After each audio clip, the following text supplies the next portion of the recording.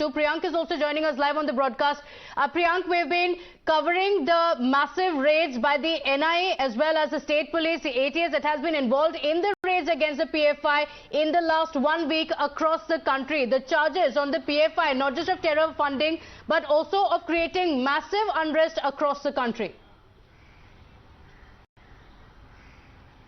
Yeah, certainly that was the plan, because they knew that the government could come up with this Gazette notification where PFI can be banned. After hitting out on the backbone of PFI by arresting all those senior or higher rank officers, office bearers, across the country, the PFI knew it very well that their second rank officers and office bearers could be under attack by the government after the agency were trying to keep a close watch on them. In this particular week, they were planning to carry out a massive chakka jam, because remember, the Shaheen Bagh model was very much successful for them, but the experiment which they did in the northeastern part of the national capital, which resulted into loss of several lives, was certainly not going in their favor, and then they came under the radar of the agencies, because all those activists also who were taking participation in the anti-CA right could not understand that what is the ulterior motive of these individuals for creating this kind of chakka jam. They wanted to create unrest, they wanted to vitiate the atmosphere, and they wanted to get indulged in violence.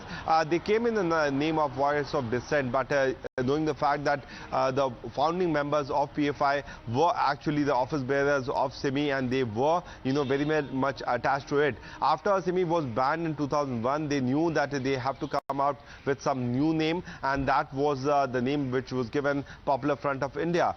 There were several other organizations which also came under this umbrella organization, which was known as PFI.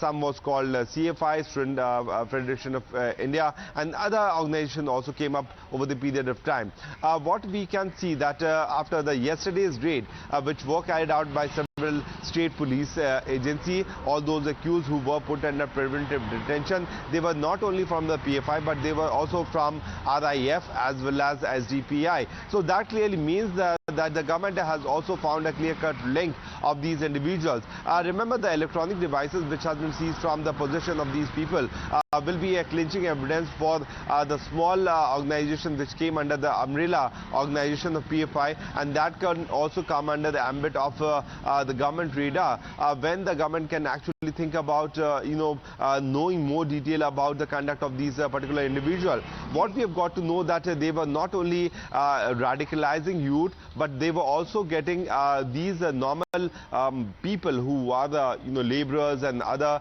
people from the marginalized start of the society, and they were indoctrinating them. जहाँ तक हम बात करें Priyank, how the PFI was in a way luring the youth there. Let me also bring in Mohit and Akansha. Both of them are also joining us live.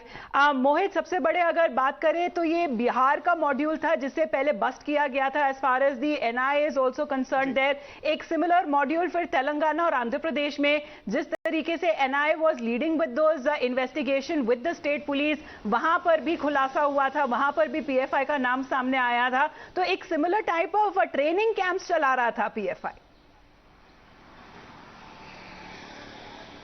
Amita, देखिए कि जो ये पूरा जो प्लान किया गया गृह मंत्रालय के द्वारा, सारी जो मिनिस्ट्रीज और सारी जो एजेंसीज को साथ लेके, उसमें सबसे पहले जो है मीटिंग ली गई. ऑपरेशन ऑक्टोपस इसको नाम दिया गया. 22 सितंबर को जो है एक बड़ा जो है कैंपेन किया गया इन सब PFI के ऑर्गेनाइजेशन के खिलाफ. करीब 110 के करीब उसमें लोग अरेस्ट हुए. 27 सितंबर को फिर से जो पार्ट 2 इस इन्वेस्टिगेशन का किया गया, क्योंकि जो सरकार के सोर्सेज कह रहे हैं वो ये कह रहे हैं कि we wanted to collect as much evidence against PFI regarding their terror links, regarding their Hawala module, and regarding everything that is illegal, and that is why it took some time. There were two sets of investigation, 2 sets of campaign that happened, and as of now what we are getting to know is that more arrests are on their way. We are right now reporting from outside the residence of Union Minister Ajay Mishra Teni. What is being expected is that in some time from now he will leave towards the Vigyan Bhavan, so we can get the first reaction from Ajay Mishra Teni, the Union MOS home, and he has been very vocal about the role. He has been very vocal about the role of PFI. Now, PFI has been indulging in various unlawful activities, including the terror activities, including getting money from abroad to create unrest in the country. We also know for a fact that how there have been allegations on PFI, and the module has been busted that they wanted to specifically target the RSS leaders, the RSS workers, and the security at the Nagpur RSS office has also been beefed up to create unrest in the country. They wanted to do this. So we are just waiting for MOS Home Ajay Mishra Teni to get his first reaction,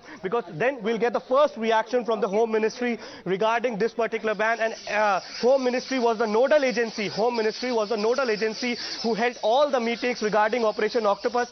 And just in some time from now, we'll get the first reaction from Ajay Mishra Teni, MOS Home. But we talk about this particular case, there are serious allegations against PFI. Now, I specifically, Pratibha, Amita, I was there in Lucknow when the raids were carried out at various leaders of PFI during the anti-CA riots in Lucknow, and the police sources and the Deputy Chief Minister Dinesh Sharma clearly stated that they have nailed the role of PFI in the anti-CA riots in Lucknow. In Delhi also, specifically in the case of Northeast riots, the role of PFI was being unearthed. So there were various instances where the role of PFI was being questioned. Their leaders were being detained, their leaders were being arrested regarding creating unrest in the country. And now the centre had to make a watertight case. Centre wanted that if they go to the court of law, then they can prosecute all these individuals. And that is why we see that in two sets of campaigns, many of the leaders were being arrested, and now PFI has been banned for 5 years. So in some time from now, we'll get the first reaction so we'll from come back to you, Mohit, as and when Ajay Mishra Teni. Back to you. Okay, all right. We'll come back to you as and when that reaction comes in. We have senior news editor Bhavtosh Singh also joining us on the broadcast to tell us how this ban is going to play out. Bhavtosh, the centre has placed a ban for 5 years. Now, what next? Because the centre has also said that the members of the PFI will also be tried under UAPA.